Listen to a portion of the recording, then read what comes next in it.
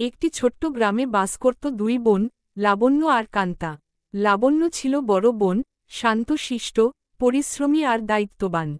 ছোট বোন কান্তা ছিল চঞ্চল, হাসিখুশি আর একটু দুষ্টু।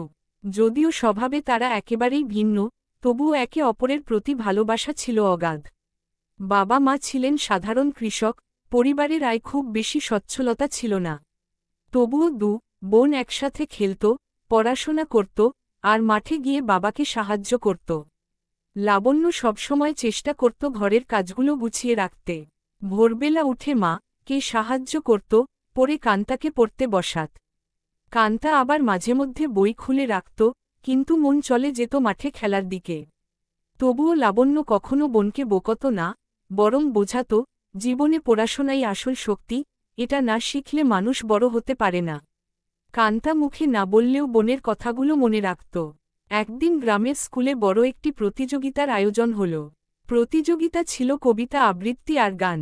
কান্তার গলার স্বর ছিল মিষ্টি, সে গান গাইতে খুব ভালোবাসত। লাবণ্যও জানত, বোন যদি মঞ্চে ওঠে, সবাই মুগ্ধ হয়ে যাবে। কিন্তু কান্তা ভয়ে রাজি হচ্ছিল না। বলল, আমি পারব না দিদি, মঞ্চে উঠলেই কাঁপতে শুরু করি। লাবণ্য তাকে উৎসাহ দিল, প্রতিদিন চুপচাপ বসে গান অনুশীলন করাল। অবশেষে প্রতিযোগিতার দিন এল। মঞ্চে উঠতেই কান্তার বুক ধড়ফড় করতে লাগল। কিন্তু সামনের সারিতে লাবণ্যের চোখে ভরসা দেখে সে সাহস পেল। কণ্ঠে ভর করে গান ধরল, আর পুরো স্কুল চুপচাপ শুনতে লাগল। গান শেষ হলে সবাই হাততালি দিয়ে উঠল। কান্তা প্রথম স্থান অর্জন করল। তার চোখ ভিজে গেল, কিন্তু সবচেয়ে খুশি হল লাবণ্য। সে জানত বোনকে সাহস জোগাতে পেরেছে। দিনগুলো এভাবেই কাটছিল। হঠাৎ এক বছর পর তাদের বাবার অসুস্থতা দেখা দিল। সংসারের দায়িত্ব অনেক বেড়ে গেল। লাবণ্য তখনও স্কুলে পড়ত, কিন্তু বাবার অসুখের কারণে প্রায়ই পড়াশোনা বন্ধ রেখে ঘরে কাজ করতে হতো। কান্তা দেখল দিদি দিনরাত কাজ করছে, তবুও কোনো অভিযোগ নেই। সেই দিনগুলোতে কান্তার মন পাল্টে গেল।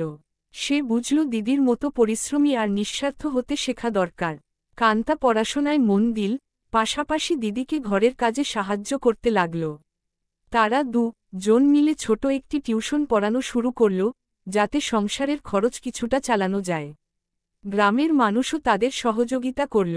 ধীরে ধীরে পরিস্থিতি সামলে উঠল পরিবার। কয়েক বছর পরে লাবণ্য কলেজে ভর্তি হল, আর কান্তা স্কুলের গানের প্রতিযোগিতায় জেলা পর্যায়ে পুরস্কার পেল।